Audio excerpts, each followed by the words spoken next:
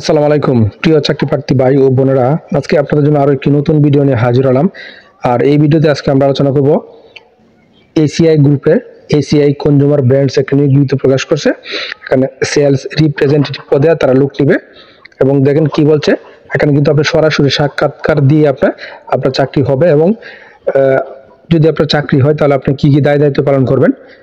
নির্দিষ্ট রুটে সেলস অ্যাপের মাধ্যমে পণ্যের অর্ডার সংগ্রহ করা, বিক্রয় লক্ষ্যমাত্রা অর্জন করা, পরিবেশক ও বিক্রেতার সাথে সুসম্পর্ক বজায় রাখা, এগুলো হলো আপনার দায়িত্ব। এবং আপনার শিক্ষাগত যোগ্যতার প্রয়োজন হবে ন্যূনতম এইচএসসি পাস এবং বয়স 32 বছর পর্যন্ত প্রয়োজন হবে সর্বোচ্চ। এবং অভিজ্ঞতা কি বলছে, এফএমসিজি পণ্য বিক্রয়ের কমপক্ষে 1 থেকে 2 বছরের অভিজ্ঞ যারা তাদেরকে এখানে অগ্রাধিকার প্রদান করা হবে এবং অনভিজ্ঞ প্রার্থীরা আবেদন করতে পারবে এবং নির্বাচিত প্রার্থীদের সেলস ট্রেনিং দেওয়া হবে।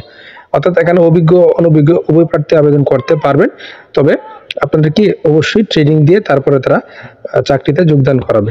এবং প্রয়োজনে কি কি কাগজপত্র আপনার সঙ্গে নিয়ে যেতে হবে, সদ্য তোলা রঙিন ছবি সহ সিভি, যাবতীয় জাতীয় পরিচয়পত্র, সকল পরীক্ষার সনদের ফটোকপি সহ নির্ধারিত স্থানে উপস্থিত হয়ে আপনার ইন্টারভিউ অংশগ্রহণ করতে হবে। এবং বেতন ও অন্যান্য সুযোগ সুবিধা কি প্রদান করবে, আকর্ষণীয় বেতন, টিএডিএস, সেল ইনসেন্টিভ, কমিশন ও অন্যান্য সুযোগ সুবিধা আপনার প্রাপ্য হবেন। এবং এখানে সাক্ষাৎকারের স্থান, তারিখ ও সময় এখানে বলে দিয়েছে তারা।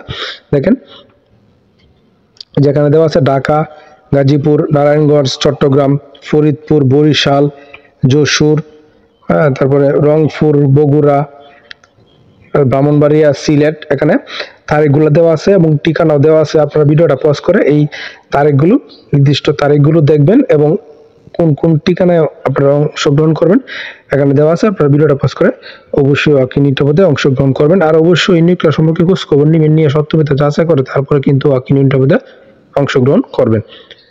তো আশা করি বিষয়টা বুঝতে পারছেন। আর প্রতিদিন আপডেট চাকরির খবর পেতে অবশ্যই আমার চ্যানেল আর ফেসবুক পেজ এর সঙ্গে থাকবেন। ধন্যবাদ সবাইকে এতক্ষণ সাথে থাকার জন্য।